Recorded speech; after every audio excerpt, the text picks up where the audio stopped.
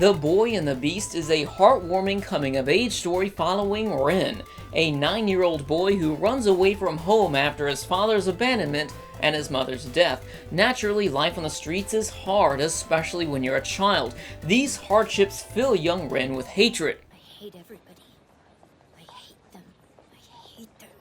I hate them all. I hate everybody!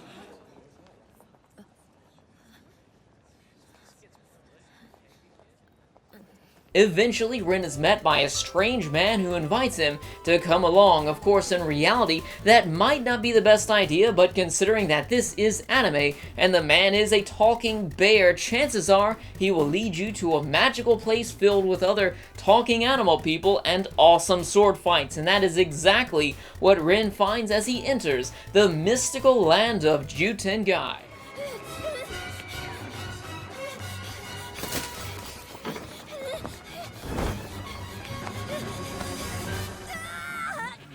Who's the hairless one? Looks like a human kid. What's he doing here? Here, this mysterious man-bear Kumatetsu volunteers Rin to become his apprentice. However, it's ironic that Kumatetsu himself is in no condition to teach anyone. He simply wants an apprentice in order to fight against his rival, Iozan.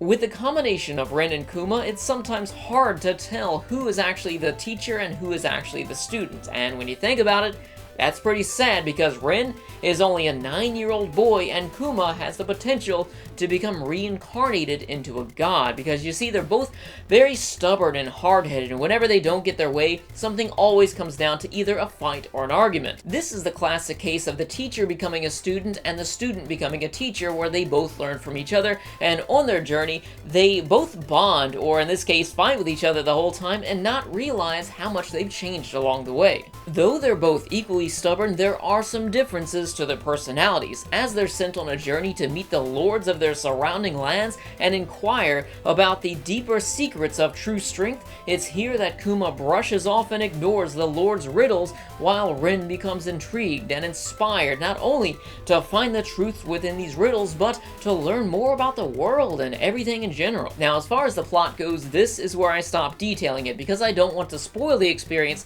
I just want to share it. And believe it or not, everything I've said up until now only covers the first third of this 2-hour-long movie. It's pretty long, but it is very eventful. Now, as far as the movie itself is concerned, Rin was characterized very well, considering that he was a child in the beginning, and the movie features several time skips seeing him into young adulthood, and I felt that his development felt very natural. Everything Rin experiences travels with him as he ages, including his rough childhood, creating this everlasting pit of darkness in his heart, which becomes symbolic for his internal struggles and all of the good things which happen to him as well. And believe me, there are plenty of great things which happen to him in his life. For one, he's on this beautiful adventure learning everything he can along the way, and of course there are several characters which he meets that have a strong positive impact on his life as well.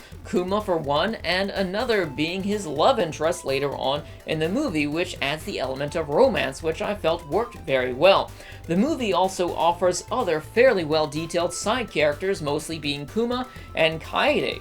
As far as the environment is concerned, the realm of Jutengai is filled with nuance, these tiny little details which are added to bring the environment to life and give the appearance of history and culture. Now, as far as my criticisms go, there's only 2 real complaints that I have, and they're both minuscule in comparison to the many other positives that I've listed about this great movie. One of them is that it's a little bit too long for my taste, and secondly, I'm not that big of a fan of the ending. You see, the entire movie is told under the pretense of an underlying competition between Kuma and Iozan, which just so happened to involve fighting. Rin's training revolved around martial arts, but the story mainly focuses on Rin's internal development and how his journey affected him. As the plot comes to its final conflict, a villain shows his face, and don't get me wrong, as a character, I actually liked the villain, and I felt that he had a bit of development throughout the story. And just to save those of you who haven't seen the movie yet from being spoiled, I will not be showing his face in the clips. Anyways, this final conflict is held over symbolic internal struggles and becomes very physical,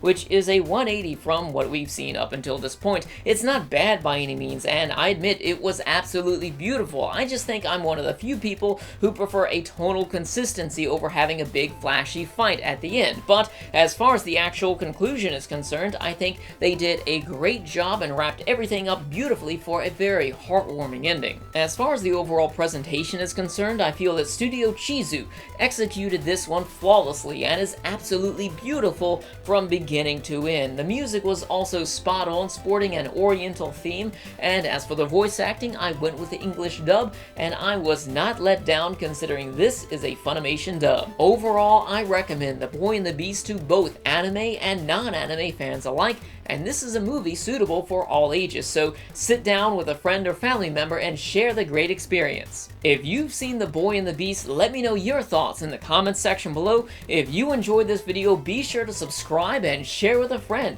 Stay tuned for weekly anime movie reviews and bi-weekly anime series reviews, and of course, all sorts of anime lists, news, and discussions in between.